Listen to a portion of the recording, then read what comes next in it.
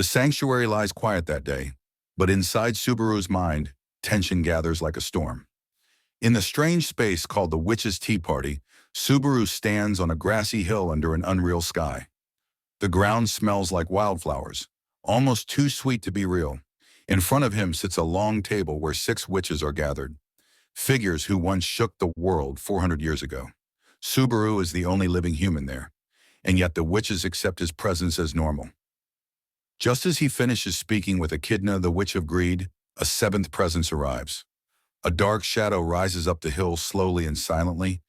The existing witches show different reactions: fear, curiosity, disgust, excitement, boredom, or forced politeness. Subaru watches each reaction with unease. Echidna, who always acts like a calm, emotionless scholar, suddenly bears open hatred. Her voice sharpens when she sees the newcomer. She spits out, crossing boundaries to intrude upon even my castle of dreams. Her rudeness knows no limits. The approaching shadow is dressed completely in black. A veil of darkness covers her face, leaving only a chilling impression of emptiness where eyes should be. Though nothing is visible under the veil, everyone knows exactly who she is. The Witch of Envy, the one who loves Subaru to an unnatural, suffocating degree. Her presence alone makes the air heavy. Subaru feels his heart squeeze in fear, yet he forces himself to stay still. The other witches keep their distance, as if trying not to provoke the Envy Witch. The Witch of Envy walks straight towards Subaru and extends a shadowy hand. It trembles with emotion, a mixture of adoration and obsession. Then that familiar voice whispers softly, the one Subaru cannot forget. I love you. Subaru's breath shakes. His legs nearly give in. He knows this witch's love destroys everything around her, but her attention is fixed solely on him, as if the rest of the world no longer matters. Suddenly, the shadows begin to swell around the table. They stretch outward like dark flames, swallowing the sky. The other witches react quickly. Echidna rises to guard the hill. Minerva grits her teeth in anger. Sekhmet sighs and watches lazily, while Daphne drools in excitement. The tension spikes when Subaru feels the shadows reach for him. He tries desperately to break free, but the darkness overwhelms him, and everything collapses into black. Subaru gasps awake inside the sanctuary's tomb, drenched in sweat. The trial had dragged him back into that nightmare-like tea party once again. His body trembles, and he must fight hard to catch his breath. Outside, morning light filters through the tomb entrance. The air feels too real compared to what he just experienced. Waiting near the entrance is Garfiel, whose golden pupils gleam suspiciously. At the same time, Emilia is wandering the sanctuary, struggling with her own trials and memories. Subaru knows the situation is collapsing on all sides. Emilia is failing the trials. Roswaal's actions are suspicious and dangerous. A wave of demon beasts is coming. The mansion is fated to be attacked by Elsa again.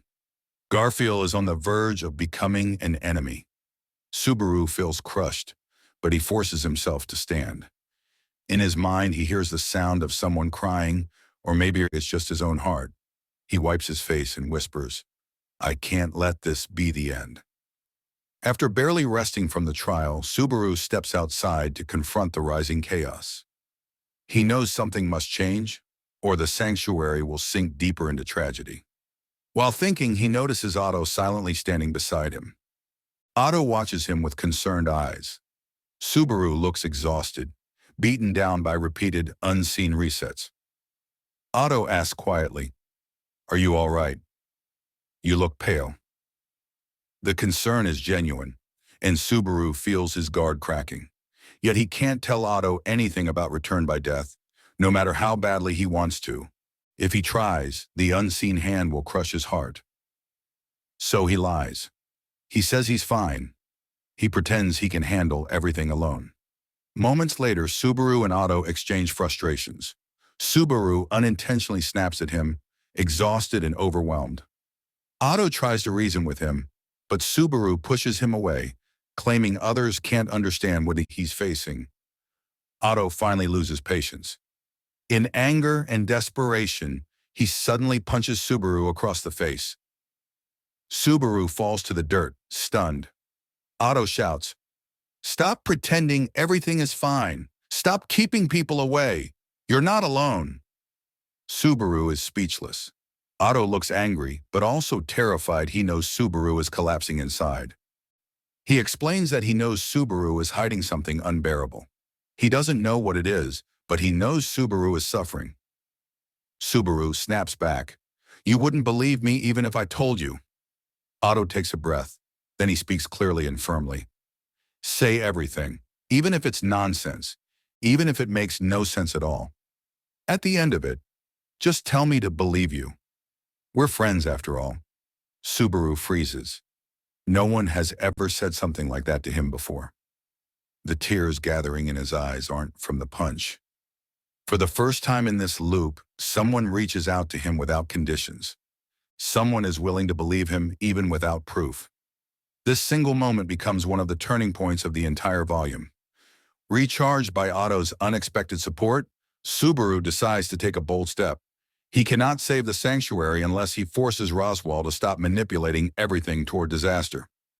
He storms into Roswaal's room, kicking the door open with so much force that even Rom looks shocked.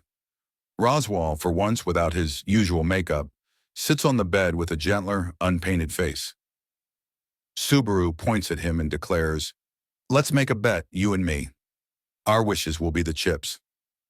It's a reckless move, but Subaru knows that Roswaal plans everything around Subaru always losing. Roswaal wants Subaru to fail, die, reset, and follow the path he designed centuries ago. Subaru decides to challenge that future head-on. Ram tries to stop him, demanding to know why he is disturbing her master. But Subaru's voice is unshakable. He confronts Roswaal, exposing the fact that Roswaal has been engineering tragedies behind the scenes and pushing Emilia into despair on purpose. Roswaal listens calmly, eyes half closed. Subaru proposes a wager. If Subaru succeeds in saving the sanctuary and the mansion and Emilia, then Roswaal must obey him. If Subaru fails, he will accept Roswaal's path and give up fighting. The room grows silent. For Roswaal, this is a fascinating gamble. He tilts his head and smiles a smile, mixing amusement, curiosity, and cruelty. He accepts. But Subaru knows Roswaal will not sit still. The man will try to sabotage him even more aggressively. Subaru must act fast. This is the moment Subaru begins preparing the 3 battles ahead, against Garfiel, against the trials, and against the future disaster in the mansion. And it all starts with gathering allies. Subaru leaves the tense confrontation with Roswaal with a single thought in mind. He must stabilize Emilia. Without her strength and mental stability, there is no way forward for the trials or the sanctuary's future. But Emilia, at this moment, is fragile. The scene shifts to Emilia, who wakes up in her room with her right hand empty. She immediately feels alone, though she knows it is selfish. Before she fell asleep, Subaru had been beside her, gently holding her hand until she drifted off. She remembers his warmth and feels ashamed for expecting him to still be there. She whispers to herself, "What a terrible girl I am. That's so selfish." Her cheeks flush with embarrassment.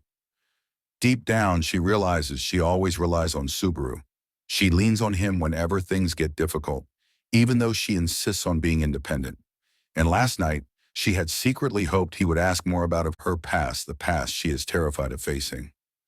Feeling her weakness, she touches the crystal necklace around her neck. It faintly glows. Her heart squeezes. She thinks, "I want to hear his voice." Puck's voice. For days, the spirit who had always been by her side has been silent. She wonders if she imagined the faint sensation she felt the night before. But the truth hits her soon. Meanwhile, Subaru had snuck into Emilia's room the night before, trying to speak with Puck even if the spirit wasn't physically present.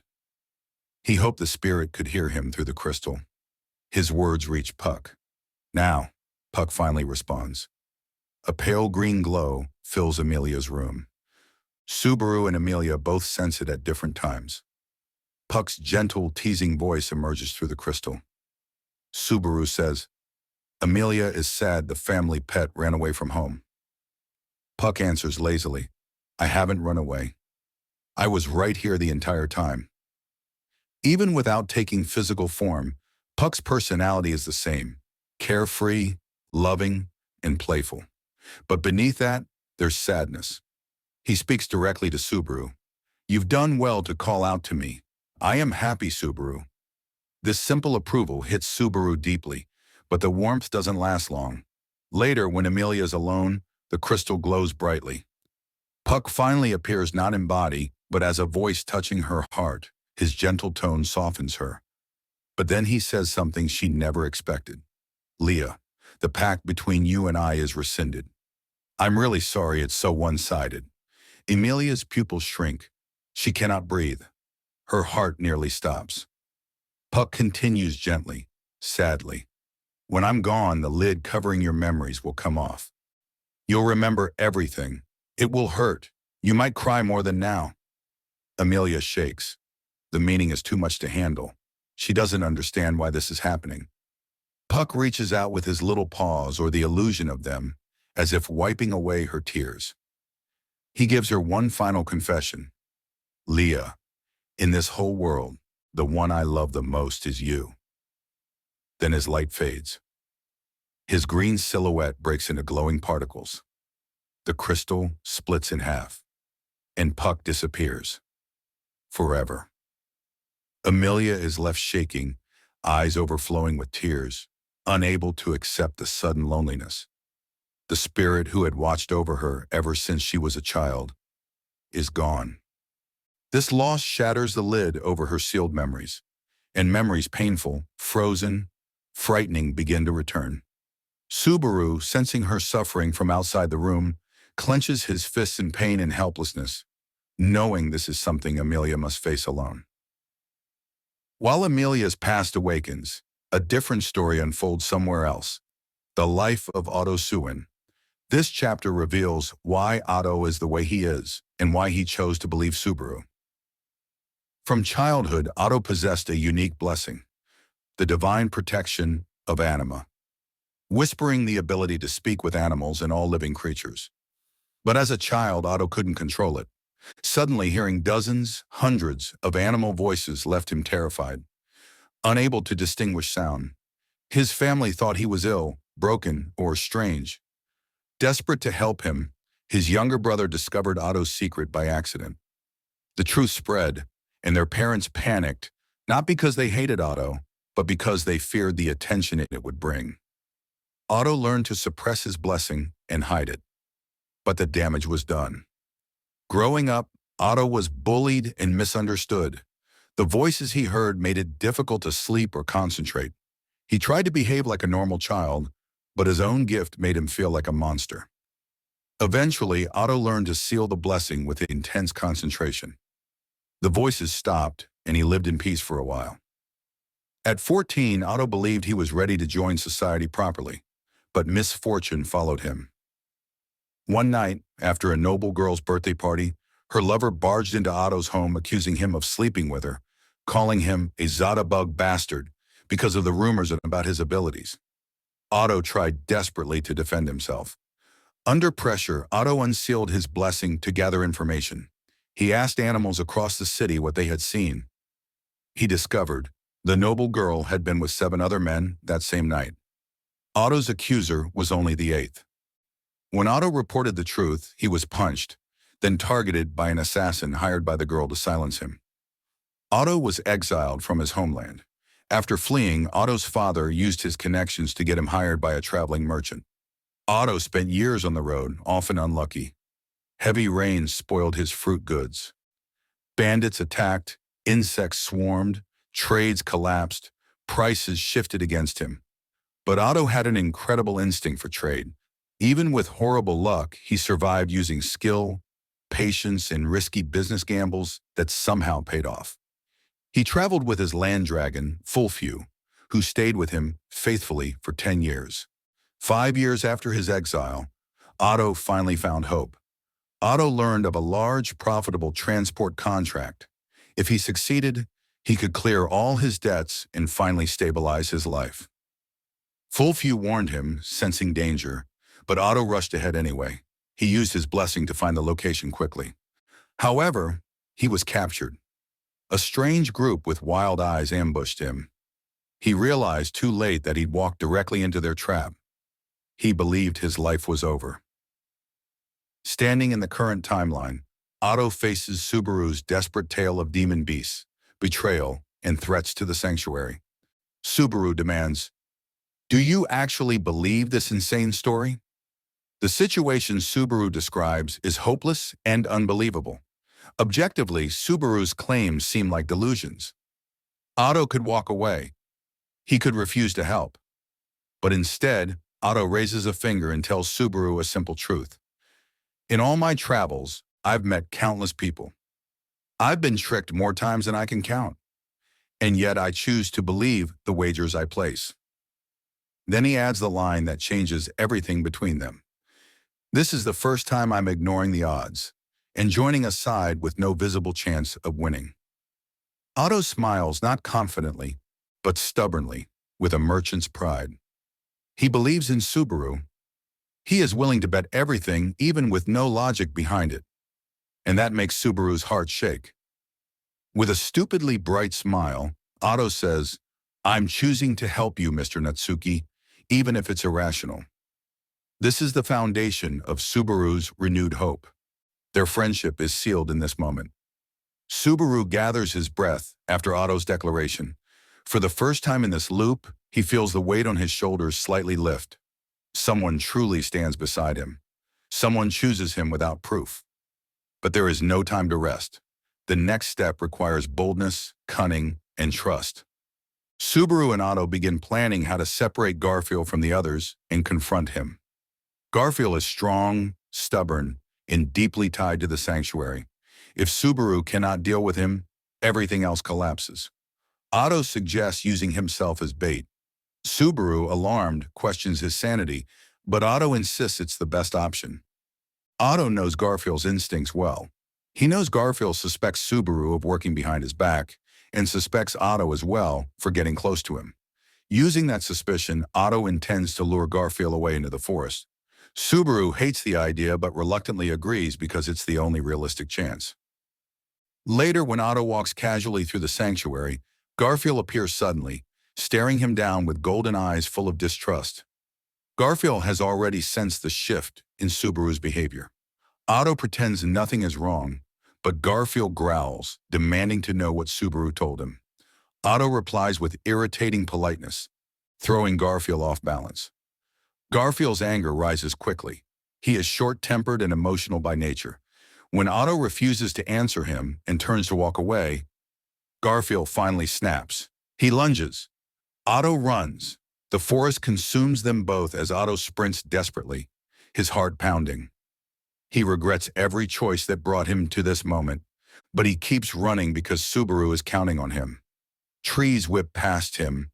Garfiel is faster, stronger, and much more capable in the forest. Otto's only advantage is his divine protection. He calls out to every creature nearby for help. Birds warn him of Garfiel's movements. Small animals guide him through paths he would never have seen. Even insects crawl along branches, signaling danger. The forest itself becomes Otto's ally. But Garfiel is a monster at full speed. He crashes through trees and leaps over roots with impossible power. His face twists in fury. To him, Otto is a threat, a foreigner trying to pull Subaru away from his control. Otto knows he cannot outrun him forever. He uses a trick, sending a pack of small animals to confuse Garfiel with noise from different directions. For a brief moment, Garfiel hesitates. Otto grabs the moment to breathe, but Garfiel quickly adapts, roaring and striking down the animals' hiding spots. Otto trembles at the sight of Garfiel's savagery. Just as Garfiel corners Otto against a rocky cliff, Ram arrives. She steps between them, her usual calm expression unchanged as she swings her wand and blasts Garfiel back with wind magic. Garfiel stares at her in disbelief. Ram stands firm, saying she cannot allow him to interfere with Subaru's plans. Garfiel's face contorts in hurt and anger. Ram is someone he deeply cares about, perhaps more than anyone else. He cannot understand why she stands between them. His confusion fuels his rage. He demands to know why she sides with Subaru. Ram answers coldly that it is her job to follow Roswaal's instructions, and this time Roswaal himself instructed her to let Subaru do as he pleases. Garfiel cannot believe it. He insists Roswaal would never betray him. Ram simply fights, refusing to argue, because she knows Garfiel's emotions are too unstable for talk. Their fight is fierce. Magic clashes against brute strength. Garfield's claws slash through trees, and Ram's wind magic cuts the air with sharp force. Otto can barely stand after being thrown earlier, but he watches the battle with awe and fear. Ram buys enough time for Subaru to prepare his confrontation.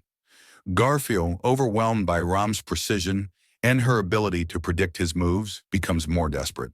Eventually, he knocks Ram aside with a heavy blow that leaves her breathless and bleeding. Otto rushes to her side, but Ram orders him to stay back. She coughs, trying to stand again. Garfiel hesitates, hurt by the sight of her injuries, and that hesitation gives Otto the moment he needs. Otto uses his blessing once more. He calls upon a massive creature, a large earth dragon-like being hidden deeper in the forest. The beast slams the ground, shaking the forest violently. Garfiel is thrown off balance. Otto, Ram, and the beast push together with all their remaining strength. They succeed in sending Garfiel flying across the forest, wounded and furious, giving Subaru the chance to confront him alone at the appointed place. Subaru waits at the ruins near the barrier stones. His body trembles, partly from fear, partly from determination. He knows this fight will determine the sanctuary's fate. Garfiel arrives soon after, his body scratched and bruised but his spirit burning like fire. He roars that Subaru is manipulating everyone.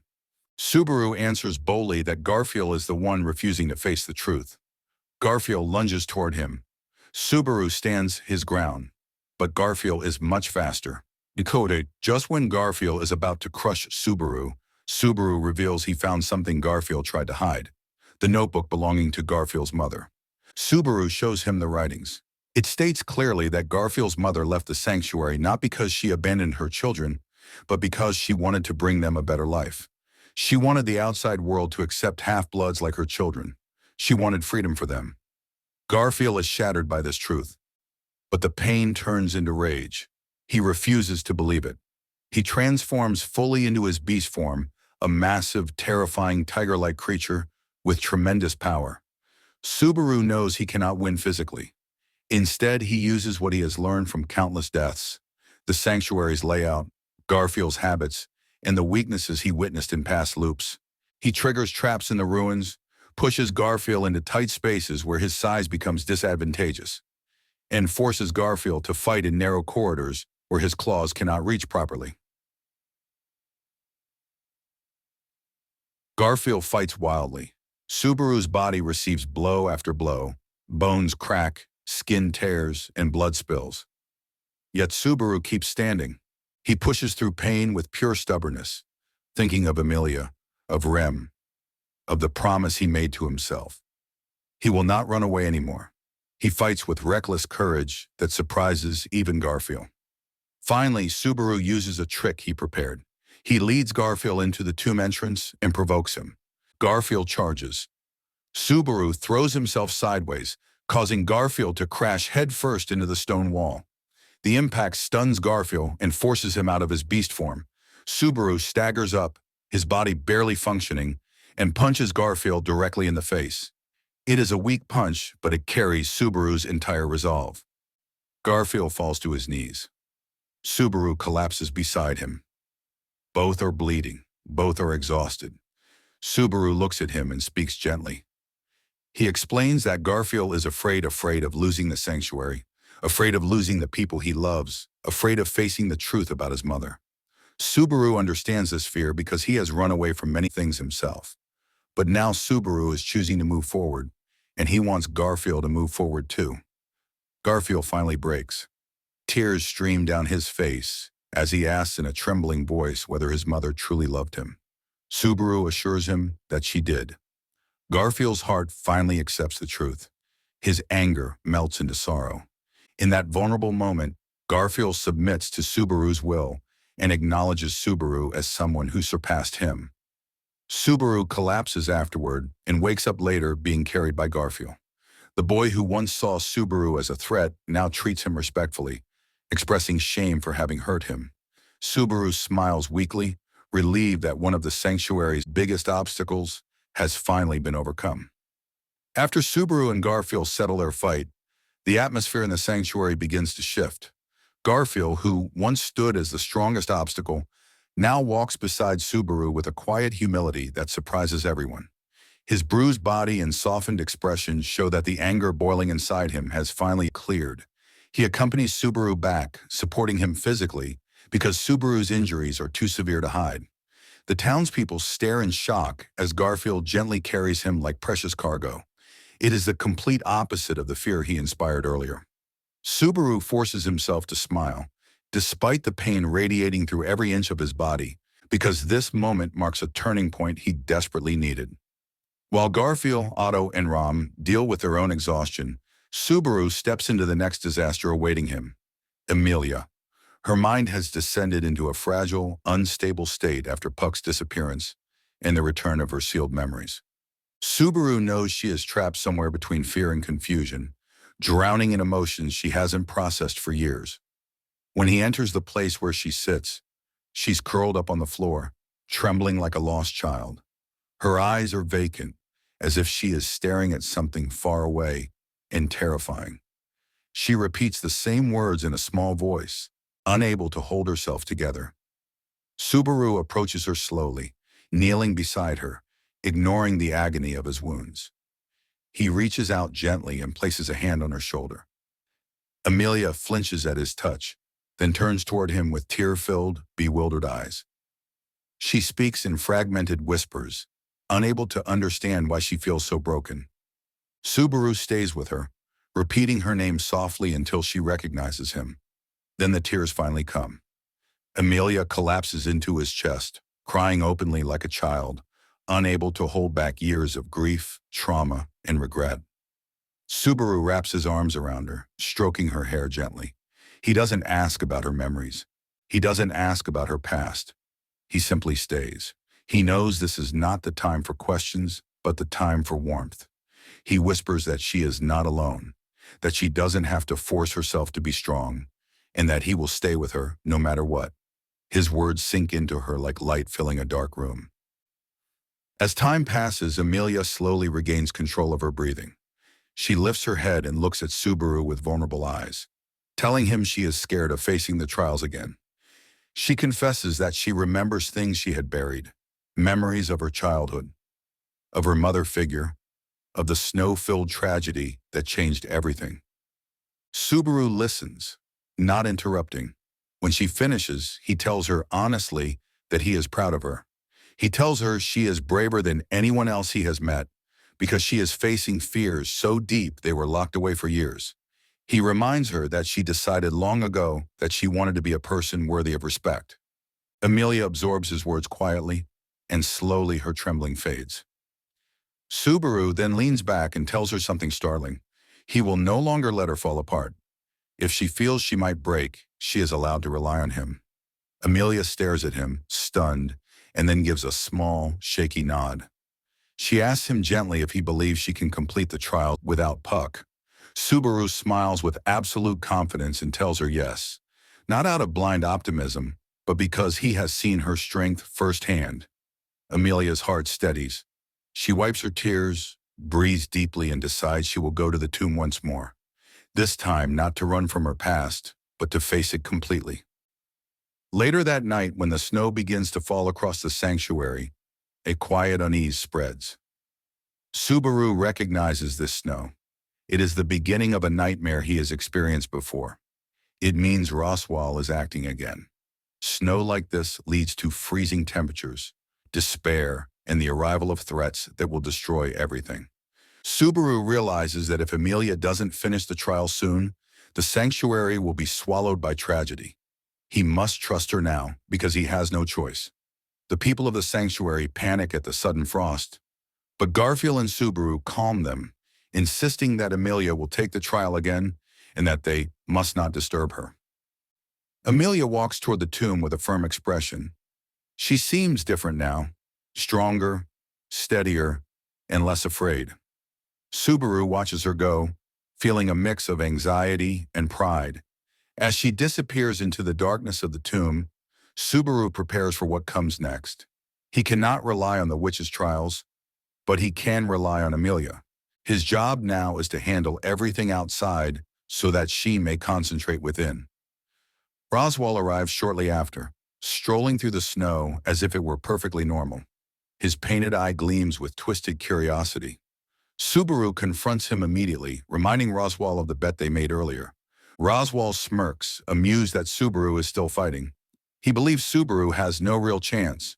He is convinced fate is already written. Subaru, however, refuses to bend. He tells Roswaal he will overturn everything.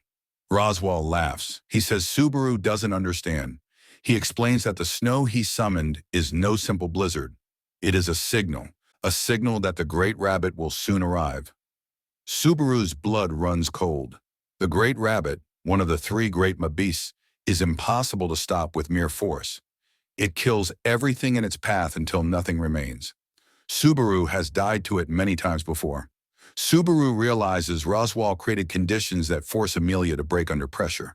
Roswaal wants her to collapse emotionally, so Subaru will abandon everything else and cling to her. Roswaal wants Subaru to follow the same path he did centuries ago. But Subaru rejects that destiny. He declares he will save Emilia, save the sanctuary, save the mansion, and survive the Great Rabbit. Roswaal, almost impressed, tilts his head and watches Subaru with growing interest. As Emilia fights her inner demons within the tomb, Subaru works to prepare for the mansion disaster that awaits him after the sanctuary is saved. He gathers the people he can trust. Garfiel stands behind him, no longer suspicious, but determined to make up for the harm he caused. Otto stands nearby, rubbing bruises from earlier, but smiling with stubborn pride. Ram stays quiet, glancing sideways as if analyzing Subaru's intentions for herself. Subaru lays out the necessary steps. They must free the sanctuary soon, protect the people, and travel to the mansion in time. But Ram interrupts with a pointed remark. She asks if Subaru intends to keep his bet with Roswaal. Subaru answers calmly that he does. He intends to win. Ram watches him quietly, hiding her own emotions. She is loyal to Roswaal, but Subaru knows she is also someone who can be reasoned with. Time passes. The snow thickens. The sanctuary shivers. Subaru's heart races as he waits for Emilia. Then the ground trembles. A blinding light shines from the entrance of the tomb. The stone doors open slowly, and a single figure steps out. Emilia emerges, walking forward with calm elegance, her long silver hair flowing in the icy air. Her violet eyes shine with certainty. There is no hint of the fear that tormented her earlier. She has passed the trial. Subaru's chest tightens with emotion. Emilia approaches him confidently.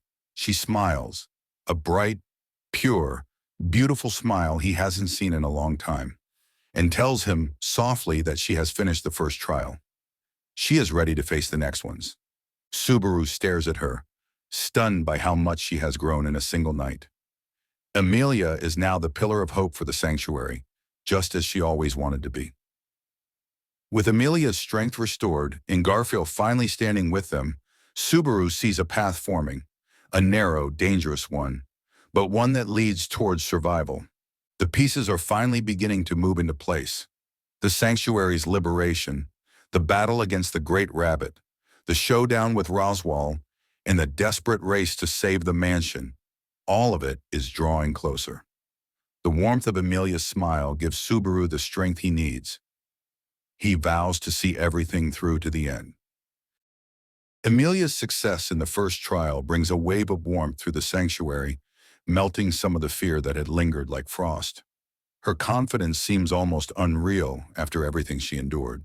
But Subaru knows it is real strength. He sees it in her posture, in her clear eyes, and in the faint sparkle of resolve that did not exist before. The people begin to gather outside the tomb, whispering in awe. For the half-blood villagers who spent years relying on Roswaal and clinging to fear, Emilia's determined smile becomes the first glimpse of hope they have seen in a long time. While Emilia re-enters the tomb, To continue with the second trial, Subaru focuses on stabilizing the sanctuary. He moves through the village, speaking with the residents who are still shaken by the sudden snowfall. With Garfiel now on his side, the villagers listen more willingly, trusting Subaru's promise that the snowstorm is temporary and that Emilia will clear the trials soon.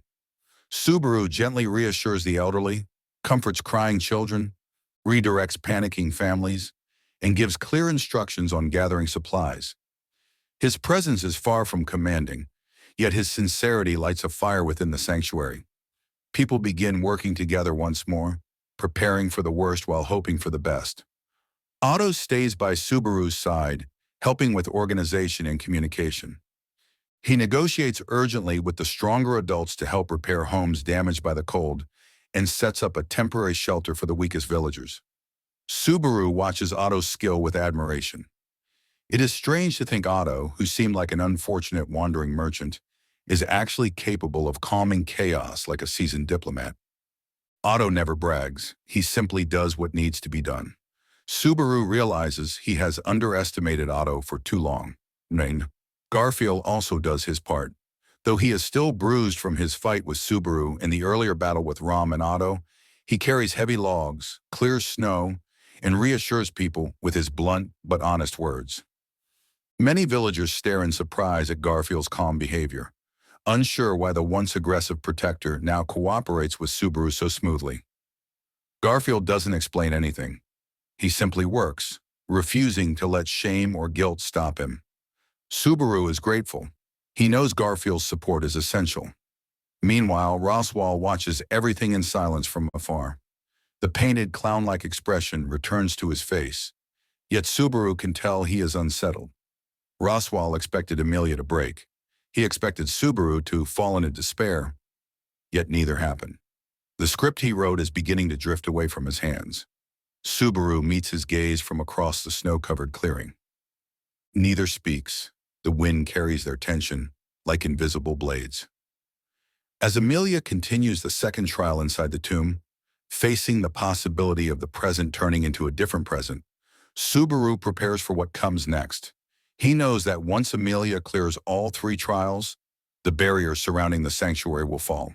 Once that happens, they must move quickly, because the Great Rabbit will soon reach the sanctuary if Roswaal continues manipulating the weather. The Great Rabbit is a terror that cannot be fought the normal way. Subaru admits this to Otto and Garfiel. They react with shock and fear, but Subaru explains the truth he learned in previous loops. The only way to defeat the Great Rabbit is to gather the entire swarm in one place and annihilate them all at once. Any survivors will multiply endlessly. Garfiel clenches his teeth. He dislikes the idea of facing such a monster, but he trusts Subaru enough now to follow him. Otto, though terrified, tries to think of practical methods. Subaru assures them he has one idea, though it is risky and relies on the cooperation of an unlikely ally. They do not need to defeat the rabbits with their own power. They need to borrow the power of someone capable of destroying an army in a single strike.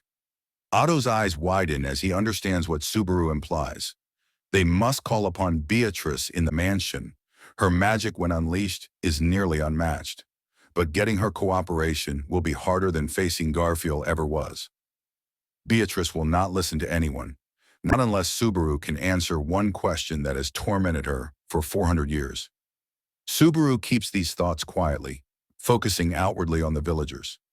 Time continues to pass and the snow thickens. Subaru feels pressure rising with every hour Emilia spends in the tomb. He hurries between tasks, checking whether the villagers have enough firewood, whether the shelters are warm, whether the food supply is stable. Garfiel and Otto help, but Subaru's mind remains partly inside the tomb, imagining what Emilia might be facing. She is alone with visions of possible present existences, visions that show what would happen if she made different choices, or if people she loved acted differently. Such scenes can break even strong minds, but Emilia pushes through them with a determination fueled by Subaru's faith in her. Roswaal visits Subaru once more during this time. He approaches quietly, his footsteps barely touching the snow. Subaru stands firm, not letting Roswaal's eerie calm shake him. Roswaal speaks in a relaxed voice, asking why Subaru bothers trying so hard when the outcome is obvious. Subaru counters immediately. Nothing is obvious. Nothing is decided, as long as he is alive and fighting. Roswaal warns him that clinging to hope only leads to greater suffering. Subaru answers by pointing at Emilia's progress. She is proving, step by step, that despair is not the only path. Roswaal looks at him with a strange expression, a mixture of curiosity, irritation, and admiration. He seems amused but tense, as if Subaru is becoming more unpredictable than he anticipated. Emilia finally emerges after finishing the second and third trials. Her steps are steady, her face is calm. Snow swirls around her as she steps outside the tomb. The villagers gather again, forming a wide circle. Emilia lifts her chin and announces clearly that the sanctuary's barrier will soon fall. Her voice rings with conviction. Even those who doubted her find themselves unable to deny her strength. Subaru feels warmth spread through him as he watches her radiate the confidence of a true leader. At the same moment, the snowstorm begins to rage harder. Roswaal's actions accelerate. Subaru knows what will happen next if they do nothing. He gathers Garfiel and Otto and sprints into the forest. Emilia calls after him, but Subaru smiles and tells her to focus on supporting the remaining villagers. He promises he will return. She nods, though her eyes betray her worry. Subaru reaches the barrier stones just as the light pulses outward, signaling the collapse of the sanctuary's magical boundary. The ground shakes, the air vibrates, the world shifts slightly, as if something ancient has finally exhaled after centuries. The sanctuary is no longer sealed. The half-blood villagers can finally leave. But this liberation brings an immediate risk. Without the barrier, the Great Rabbit can enter freely. Subaru rushes back to gather everyone. Under his direction, Garfiel helps evacuate the villagers to the safest area they can manage. Otto calculates the fastest route and the necessary supplies. Subaru coordinates every movement, shouting instructions through the snowstorm.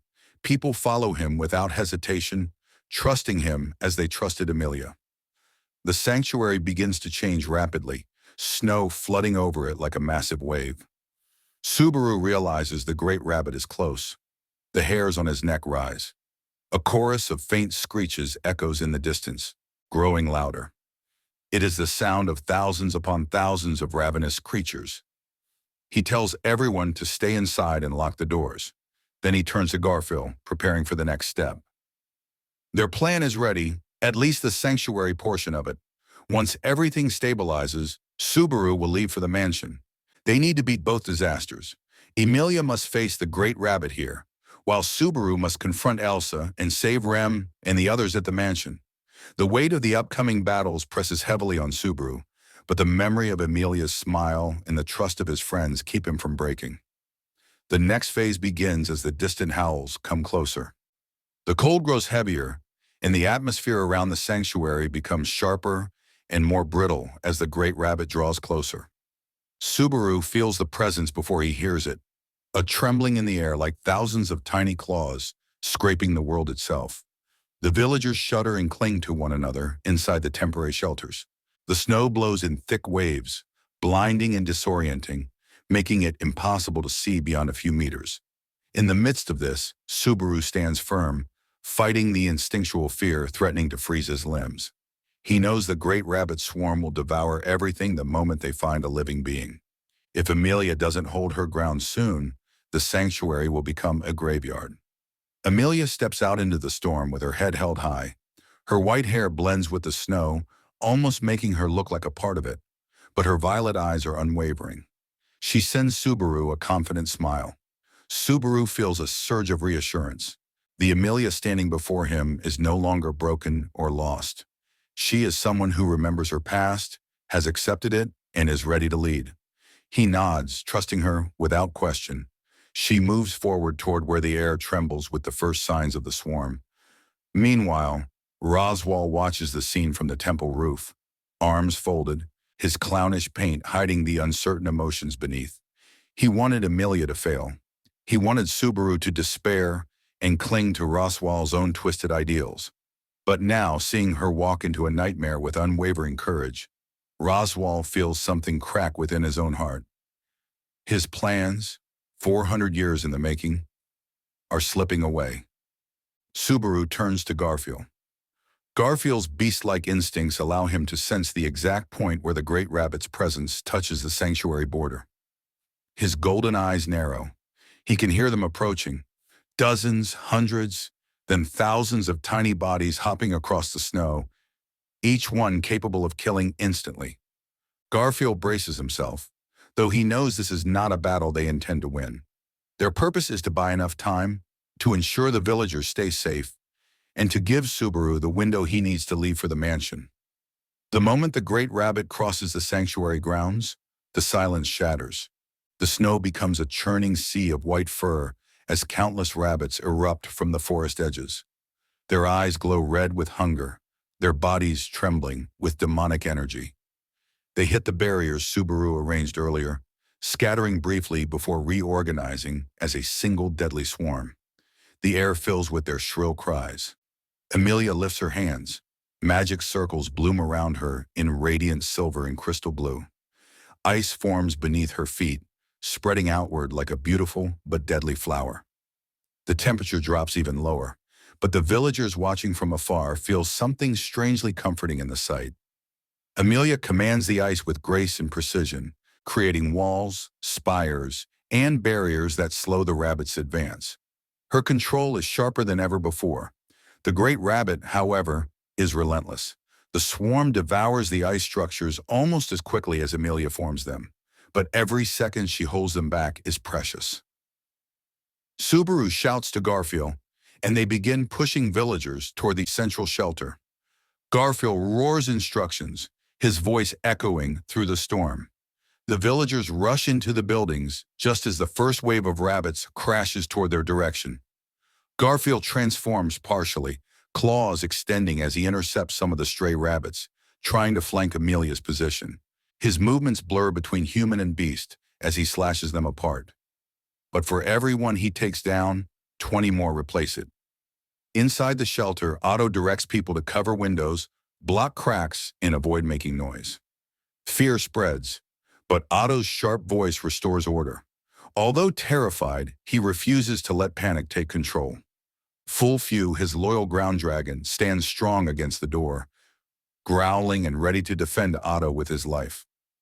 Outside, Subaru positions himself behind Emilia, ready to pull her back if she falters. The storm roars. Rabbits swarm the ice field, biting, tearing, consuming everything. Emilia pours magic into the ground, forming a massive ice barrier that surges upward like a frozen mountain. The rabbits slam into it, biting desperately. Cracks form almost immediately. Subaru calls out to her, telling her to conserve energy. Emilia glances back for only a moment, her breath sharp from exertion, and gives a quick nod. She knows she cannot defeat the great rabbit here, but she can protect the sanctuary long enough for Subaru to execute the real plan. Just then, Roswaal leaps down from the roof, his cloak fluttering dramatically in the storm. He lands lightly on the snowy ground, watching Subaru with unsettling calm. Subaru knows what he wants. He wants Subaru to give in, to fail, to break down and rely on him as the only remaining path. Subaru faces him head-on. Their eyes clash like sparks. Roswaal asks Subaru to give up and let despair consume him, as it consumed Roswaal centuries ago. Subaru refuses. He tells Roswaal plainly that he will destroy every one of Roswaal's carefully crafted expectations. He will save Emilia, save everyone else, and choose a future different from the one Roswaal believes is fate. Roswaal's expression contorts. His carefully painted smile begins to tremble. He laughs, softly at first, then louder, a sound filled with madness, heartbreak, and twisted admiration. The wind carries his laughter across the sanctuary. Even so, he does nothing to stop Subaru. He simply watches, as though waiting to see whether Subaru can truly defy destiny. So, the tension spikes as the ice barrier finally cracks under the rabbit swarm. Emilia flinches. Subaru grabs her hand, pulling her back just in time as the entire structure collapses, sending ice shards scattering like glittering knives. Garfiel roars from the side, covering their retreat. He slashes through more rabbits, his body bleeding from multiple bites. Subaru orders him to fall back to the villagers. Garfiel hesitates but obeys reluctantly, retreating to protect the shelter. Subaru turns to Emilia and tells her it's time. They cannot stop the great rabbits here. They need to escape. Emilia protests that she must protect the villagers, but Subaru reminds her that they have already given the villagers the safest possible shelter. Staying now would only risk both their lives. And more importantly, he tells Emilia he needs her alive for what comes next. Emilia, breathless and emotionally overwhelmed, nods once. Subaru takes a deep breath and releases her hand reluctantly. He knows what he must do now. Leave the sanctuary, take Garfiel's support, and travel to the mansion to face Elsa and save Rem, Petra, and Beatrice. The timing is critical. The mansion incident will unfold soon, and if Subaru arrives too late, everyone there will die. Garfiel approaches with Otto behind him. Subaru gives them orders. Garfiel must guard the villagers and protect Emilia after Subaru leaves. Otto must continue organizing people and keep them safe from the Great Rabbit's frenzy. Neither of them likes the idea of Subaru leaving, but both understand it must be done. Before leaving, Subaru turns toward Emilia one last time. She steps forward, snowflakes clinging to her eyelashes, and looks at him with a mixture of fear, trust, and longing. She asks him quietly if he will return safely. Subaru gives her a warm smile, one filled with sincerity and determination. He promises he will return, no matter what. Emilia bites her lip, then gathers her courage and whispers that she will wait for him. She stands firm, believing in him with her whole heart. Subaru takes a breath, turns away, and begins moving into the forest with Garfiel leading him to the exit route.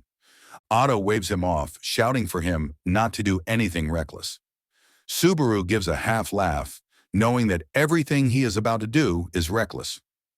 The sanctuary disappears behind him as he heads toward the mansion, where another life-or-death battle awaits. The snowstorm fades as the forest path grows clearer. Subaru's mind sharpens with focus. He must face Elsa. He must save Rem. He must rescue Beatrice. And he must return alive. Subaru and Garfiel race through the forest path, the cold wind biting their skin. The snowstorm gradually weakens as they distance themselves from the sanctuary. Garfiel leads confidently, clearing fallen branches and guiding Subaru toward the prepared escape route. Subaru's breaths come quickly, partly from exhaustion and partly from the anxiety of what awaits at the mansion. The image of Rem lying helplessly in her coma burns at the center of his mind. He promised to protect her, yet in every previous loop, she was taken from him by Elsa. He cannot repeat that failure. He cannot allow any more loss. At the edge of the forest, Garfiel stops and looks at Subaru seriously. Subaru can sense the unspoken worry behind his fierce expression. Garfiel may act rough, but he genuinely cares.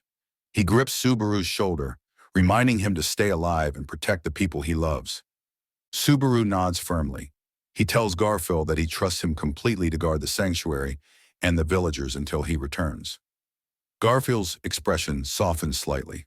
With a final push of encouragement, Garfiel sends Subaru off alone. Subaru mounts the ground dragon Petrash, who has been waiting faithfully. She lets out a sharp cry as if urging Subaru not to falter. Her presence fills him with strength. He strokes her neck, whispering gratitude. Then they gallop forward together, racing through the open fields, trees blurring past like shadows. The journey is long, but relentless. Subaru barely stops to rest.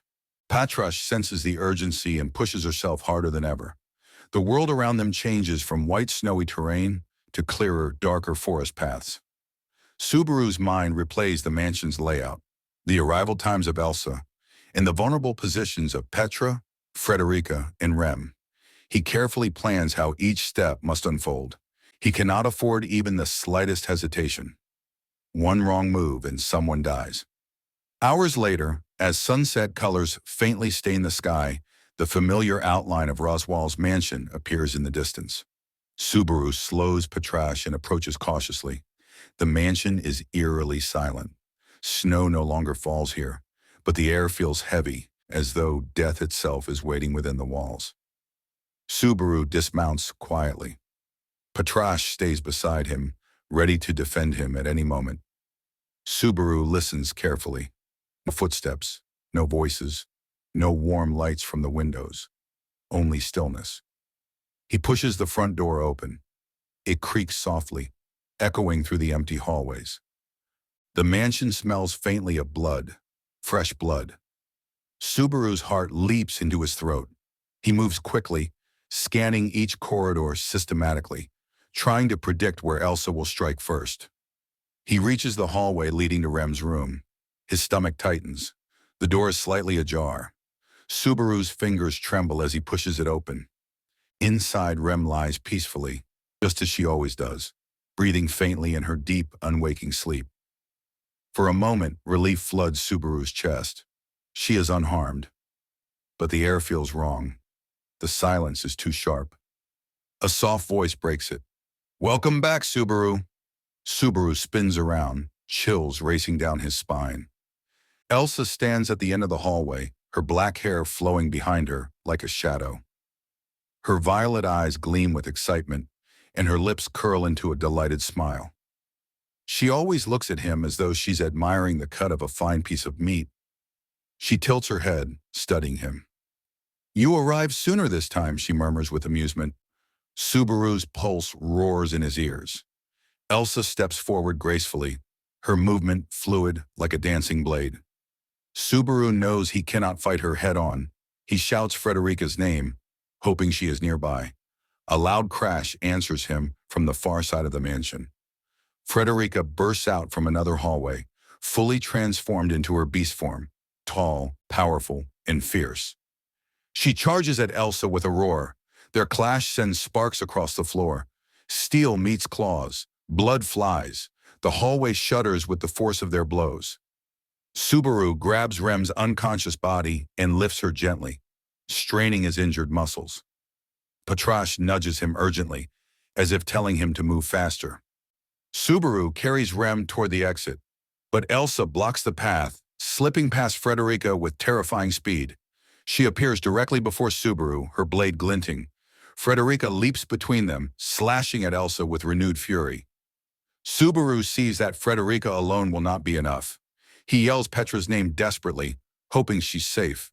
Petra appears near the stairs, frightened but unharmed. She waves her arms to get Subaru's attention, signaling that most of the staff already evacuated as planned. Subaru thanks her breathlessly and orders her to run outside immediately.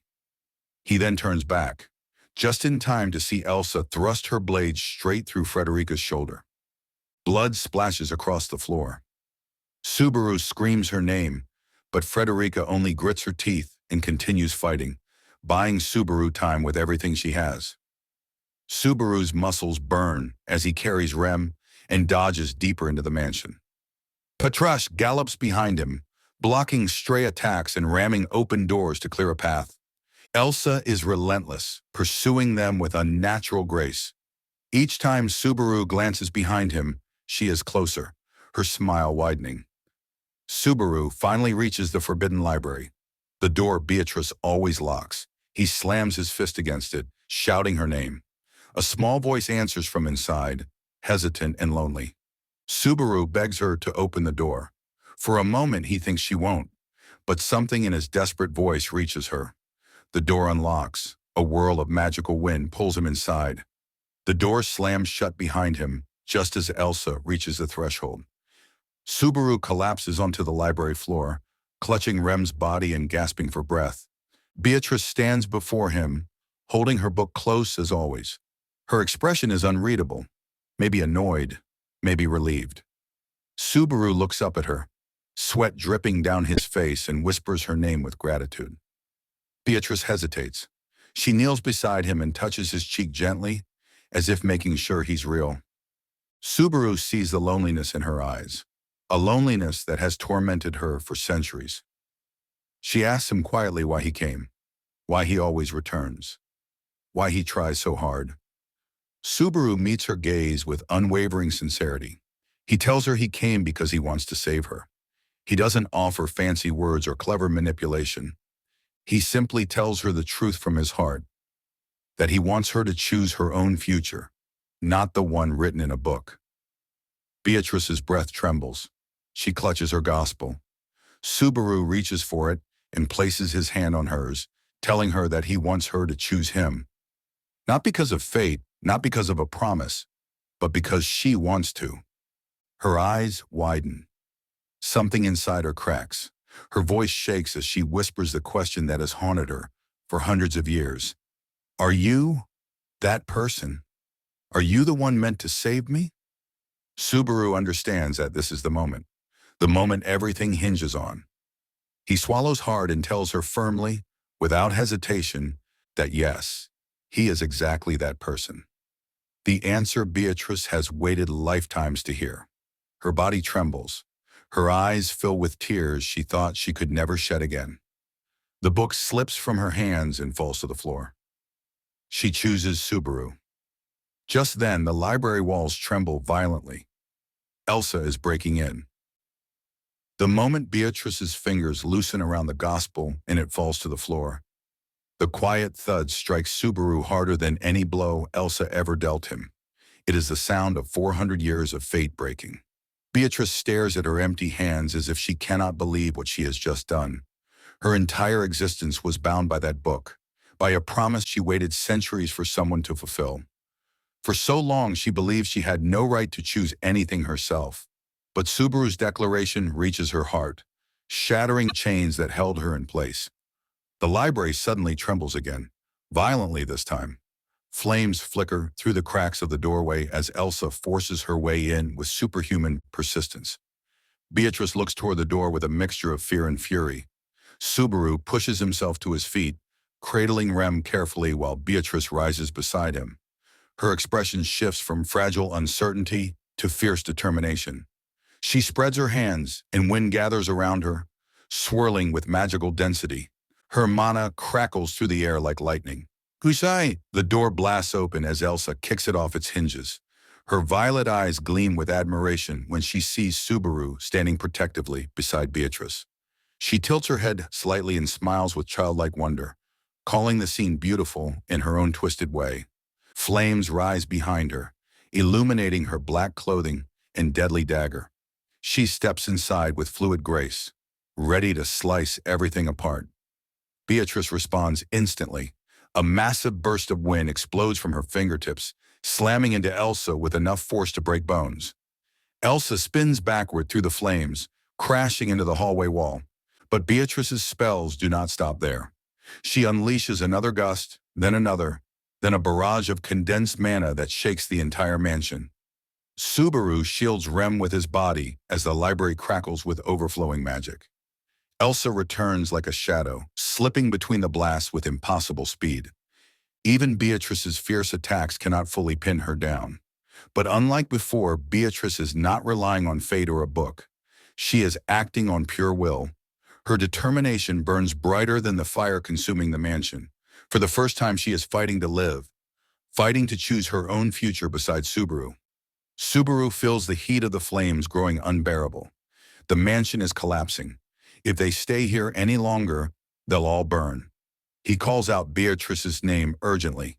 She glances back at him, her expression pained but resolved. Subaru understands. She can't defeat Elsa here. They need to escape. But the library has no exit, at least none in the conventional sense. Beatrice takes a deep breath, lifts her chin, and declares that if Subaru truly wants her, then he must trust her with everything, even if he doesn't understand what comes next. Subaru nods without hesitation. Beatrice smiles faintly. So gentle, so real, unlike any expression she has allowed herself in decades. She steps behind Subaru, wraps one arm around him and the other around Rem, pulling them close. Elsa prepares to strike again, lunging toward them with her dagger raised. Beatrice's voice rings out, filled with command and emotion. She whispers the words, "I will save you," not as an obligation, but as a promise made of her own free will. Then she channels a surge of mana that shakes the library to its foundations. The room flashes with blinding light, and the world collapses around them. Subaru feels himself pulled through a vortex, weightless and disoriented. Beatrice holds him tightly, refusing to let even a fraction of him slip away. The roaring flames vanish, the mansion disappears. Even Elsa's pursuing presence is swallowed by the blinding storm of mana. Subaru's senses fade for a moment, blanketed in warmth and light. When the light dims, Subaru feels solid ground beneath his feet, an icy wind slashing at his skin. He opens his eyes and finds they are no longer inside the mansion. Instead, they stand in the vast, snowy plains outside the sanctuary. The sky is dark, the blizzard raging, but they are alive. Beatrice staggers slightly, letting out an exhausted breath. She has used a massive amount of mana. Subaru supports her while still holding Rem carefully. Patrash appears from behind a snowdrift, having followed Subaru's scent despite the storm. She neighs softly and runs toward him. Subaru smiles in relief, grateful that his loyal companion survived. Before they can gather themselves, a chilling howl echoes across the plain. Subaru's heart stops for a moment. The great rabbit swarm is approaching. The blizzard's dense white veil shifts, revealing countless glowing red eyes, spreading across the field like a living ocean. Subaru realizes they arrive just outside the sanctuary, directly in the path of the great rabbit. Beatrice stiffens when she sees the creatures.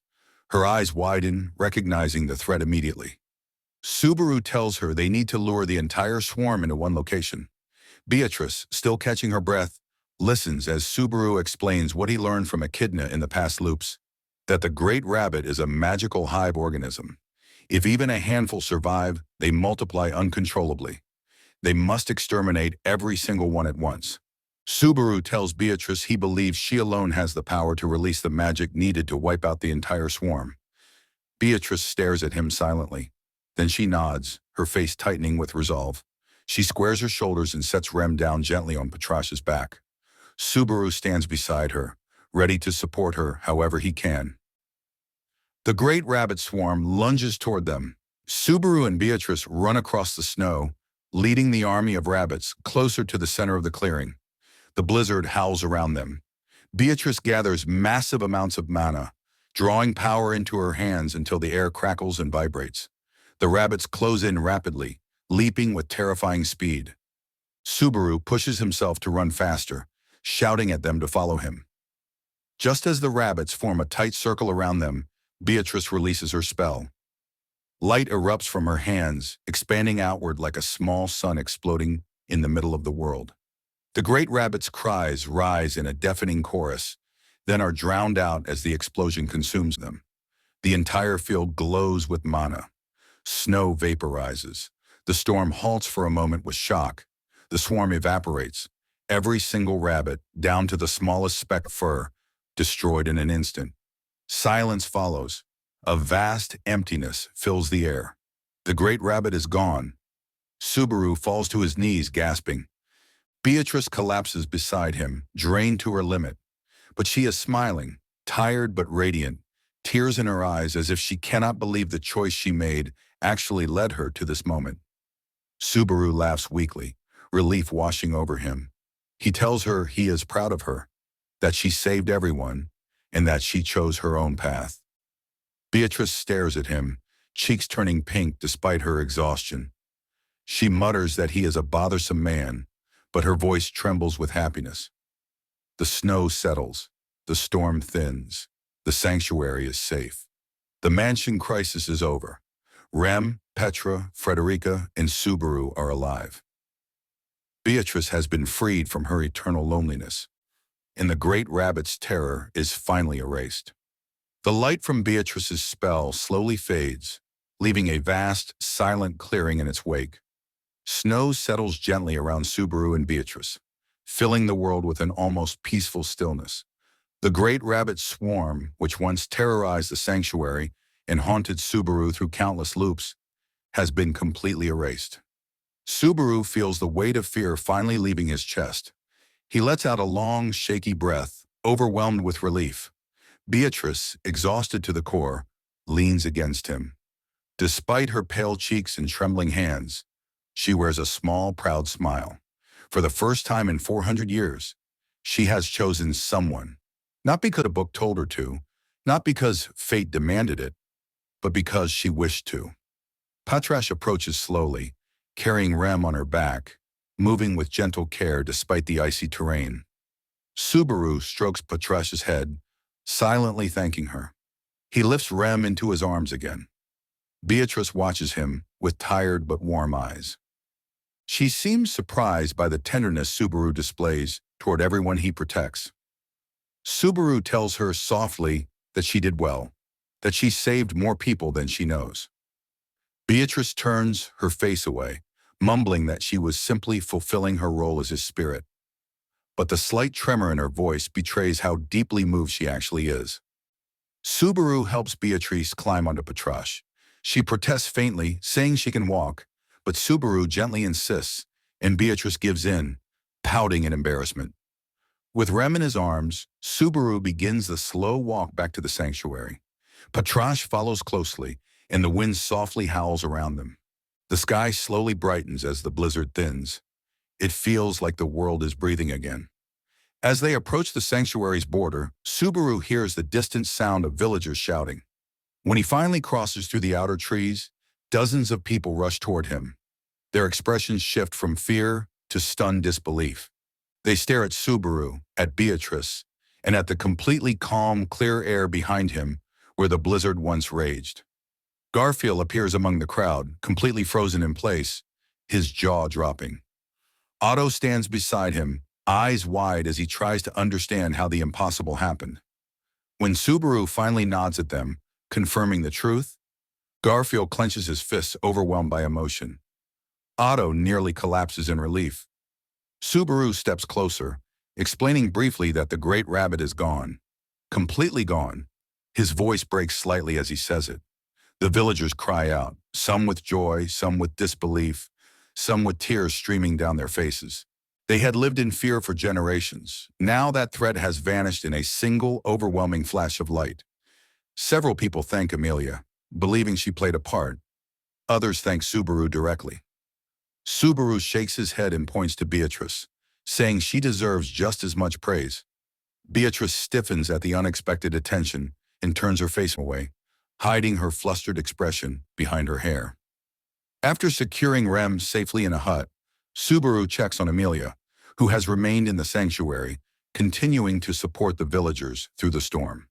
When he approaches her, Emilia is standing near the tomb, surrounded by glowing ice crystals that have formed naturally from her magic. She looks ethereal in the pale blue light, her hair shimmering, her gaze calm. Subaru calls out her name. Emilia turns, and the moment she sees him, tears well in her eyes instantly. She rushes toward him with a relieved cry and throws her arms around him. Subaru holds her tightly, whispering that everything is all right now. Emilia trembles with emotion, asking if he is hurt and if everyone at the mansion is safe. Subaru nods and reassures her that Beatrice saved them and that Rem is alive. Emilia wipes her tears and laughs softly, her smile radiating pure relief. She tells Subaru that she finished the final trial.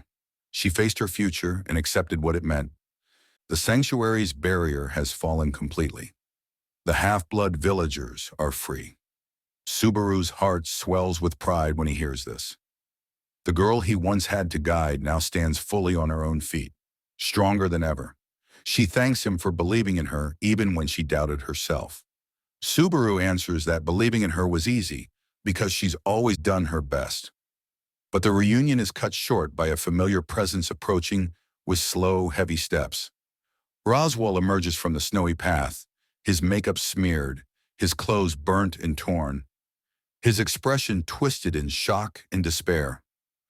His eyes dart around the sanctuary, taking in the truth. The barrier is gone. The villagers are alive. Subaru stands tall. Emilia stands stronger than ever. And the great rabbit, the monster Roswaal summoned to force Subaru into despair, has been defeated. Roswaal steps forward, trembling, his voice cracking as he calls Subaru's name. He demands to know how Subaru did it, how he overcame everything, how he defied the fate Roswaal spent centuries shaping. Roswaal's voice is not angry, not at first. It is desperate. He asks why Subaru betrayed the path he laid out for him.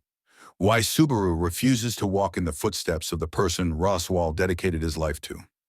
Subaru looks at Roswaal with calm, steady eyes. He does not gloat or mock. Instead, he speaks gently, almost sadly. He explains that he is not the person Roswaal wants him to be. He is not a kidna. He is not a replacement for the someone Roswaal idealized. Subaru says he will choose his own path and help others choose theirs. He tells Roswaal that following a dead person's dream is not the same as living. Roswaal's expression cracks completely. He lashes out in a frenzy of emotion, shouting that Subaru is lying, that he cannot reject what was decided. His magic flares wildly, burning the snow around him. But before he can release a spell, Ram steps between them. Her expression is unreadable, her pink hair fluttering in the cold air. She tells Roswaal firmly to stop. Roswaal freezes at the sound of Ram's voice. She explains calmly that she will no longer allow him to hurt the people she cares about. Her loyalty to him was born of duty and gratitude, but not blind devotion. She says Subaru has shown her a future worth believing in, and she refuses to follow Roswaal down a path of misery. Her words hit Roswaal harder than Subaru's. Roswaal collapses to his knees in the snow, unable to breathe.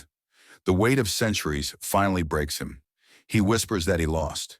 His grand plan, his endless devotion, his carefully constructed despair, all shattered. He is reduced to a trembling, defeated man. Subaru approaches him slowly and tells him that losing isn't the end. People can still stand up again, even Roswaal, but only if he chooses to. Subaru offers him an outstretched hand, not as an enemy, but as someone who understands what it means to break and rebuild. Roswaal looks at that hand with disbelief, as though the gesture itself is an impossible miracle. The emotional weight settles across the sanctuary as old bonds break and new ones are born. Emilia stands beside Subaru, glowing with newfound strength. Beatrice stands at his other side, quietly observing the scene while hiding her own relief. Garfiel and Otto watch from a distance, proud of everything Subaru has accomplished. The sanctuary is saved, the mansion is saved, the great rabbit is gone, and Roswaal, once the orchestrator of endless tragedies, lowers his head in defeat. The long night finally ends. Roswaal remains kneeling in the snow, shoulders shaking as the consequences of centuries of obsession finally collapse onto him. His painted tears, smudged by the blizzard and battle, streak down his face in distorted colors. Subaru watches him quietly, not with triumph, but with a calm patience that Roswaal never expected. For Subaru, this is not a moment of victory over a rival. It is the moment he proves that despair does not have to be destiny. After a long, trembling pause, Roswaal lifts his gaze, meeting Subaru's eyes with a raw vulnerability that has been buried for 400 years. He whispers that Subaru has won the wager. Subaru nods, accepting Roswaal's surrender without gloating. Roswaal asks him why he extended a hand to someone who manipulated, betrayed, and hurt so many. Subaru responds honestly that it is because he understands what it feels like to be crushed by a future you believe you can't change. But he learned to stand up, loop after loop, and he wants Roswaal to stand up too. Not to follow someone else's path, but to walk forward with his own choices. Roswaal looks away, unable to hold Subaru's gaze. For the first time in centuries, Roswaal does not know what comes next. He is free to choose, and the weight of that freedom terrifies him. Ram steps forward and places a hand gently on Roswaal's shoulder. Her voice is steady, not cruel, but firm, as she tells him she will remain by his side for now. Not because of duty, not because of obligation, but because she chooses to. She also warns him that if he ever returns to hurting Subaru or Emilia, she will not hesitate to oppose him again. Roswaal nods weakly, his chest tightening. Loyalties once twisted by despair are beginning to heal, even if slowly. Subaru finally sighs in relief, his entire body relaxing. The tension that held the sanctuary hostage has finally broken. Emilia approaches him quietly, her silver hair blowing in the wind, looking every bit like the leader she has grown into. She places a gentle hand on Subaru's arm and whispers that she wants to help the villagers decide what to do next. Subaru smiles, telling her he'll support whatever decision she makes. Emilia takes a deep breath and steps toward the gathering villagers. The sanctuary's residents, once fearful and divided, stand together under the clear sky. When Emilia speaks, her voice is steady and bright. She tells them they are no longer bound by the barrier. They are free to leave, free to choose their futures, free to decide what kind of lives they want to build. No one will force them to stay or go. Every path is open. Her words reach the villagers deeply. Many of them lived their entire lives trapped by the belief that the outside world would never accept them. Now they are faced with real freedom. Some cry openly. Others murmur with uncertainty. But many smile with newfound hope. Garfiel steps beside Emilia and addresses the villagers honestly. He says he once feared the outside world more than anyone, but he has decided to face it. He promises that wherever the villagers go, he will be there to protect them. His voice shakes slightly as he speaks, and the villagers respond with warmth. For the first time, Garfiel's presence inspires not fear but comfort. Otto organizes the discussions that follow, offering practical guidance about leaving the sanctuary, transportation, housing, and trade opportunities in neighboring regions. His merchant instincts shine brightly, and the villagers listen carefully. Subaru watches him with proud amusement, grateful for his dependable friend. Meanwhile, Beatrice remains close to Subaru, refusing to stray more than a few steps away from him. She still acts grumpy and pretends not to need him, but her tiny hand keeps tugging at his sleeve whenever he drifts too far. When Subaru teases her about it, she puffs her cheeks and insists she's merely fulfilling her duty as his spirit. But her cheeks turn pink, betraying her true feelings. Subaru gently thanks her again for saving them all. Beatrice stares at him, her eyes wavering, and then quietly says she will remain by his side because she wants to and because she chose him. Subaru smiles warmly. When, later, Subaru accompanies Emilia back to the tomb for a final check. The heavy stone structure that once symbolized fear and challenge now feels serene. Emilia touches the cold wall, reflecting on the trials she endured within. She remembers the haunting illusions of her past, the truths she had to accept, and the courage she found with Subaru's help. Subaru tells her softly that she surpassed even his expectations. Emilia blushes slightly, telling him she only did it because he believed in her.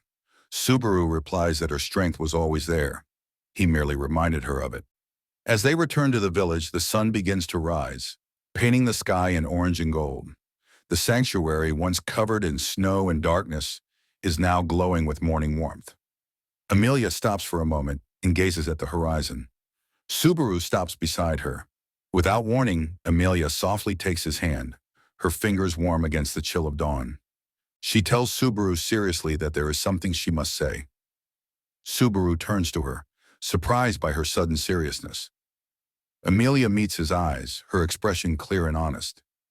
She tells him that she now remembers everything she was afraid of, the past she tried to forget, the pain she locked away. But no matter how many painful memories returned, Subaru stayed beside her. Because of that, she feels stronger. She feels ready to face the world. She smiles gently and says that she is grateful for him, more than she can put into words. Subaru's face flushes, and he tries to hide his embarrassment with awkward laughter. Emilia laughs too, but then her expression turns slightly shy and she leans in closer. She admits that when Subaru told her he loved her before, she couldn't give him an answer. She didn't know herself well enough back then. But now, she feels ready to respond someday. Subaru freezes in place, his heart pounding. Emilia giggles softly at his reaction. She tells him not to rush, that she wants to grow at her own pace, but she wants him to stay by her side and watch her become someone he can be proud of. Subaru nods, almost speechless. The villagers' preparations continue throughout the day. Some decide to leave the sanctuary immediately. Others choose to stay for a while longer. Subaru and his friends help organize everything, ensuring no one is left behind. Garfiel carries heavy luggage with ease. Otto negotiates transport with incredible skill. Ram watches Roswaal closely, making sure he doesn't revert to his destructive patterns. Roswaal remains quiet, thoughtful, perhaps broken, but also perhaps beginning to heal. As night falls, the villagers gather for a final small celebration. Emilia stands at the center, receiving thanks and encouragement from everyone. Subaru watches her proudly, realizing how far she has come. Beatrice sits beside him, grumbling whenever he pats her head, but not actually stopping him. Eventually, the time comes for Subaru to rest. After everything, exhaustion finally crashes down on him. He sits beneath a small lantern near one of the huts. Emilia approaches and kneels beside him. She tells him softly that he can sleep now, that she will watch over him. Subaru chuckles and says she sounds just like Puck. Emilia giggles and admits she may have learned a little from her beloved spirit. As Subaru drifts into sleep, he hears Emilia whisper that she is grateful for him and that she hopes tomorrow will be a wonderful day for them all. Morning arrives gently, with sunlight touching the sanctuary's trees. The crisis is over. Futures are opening, and the path ahead, uncertain but hopeful, belongs to Subaru, Emilia, Beatrice, and everyone who fought to reach this moment.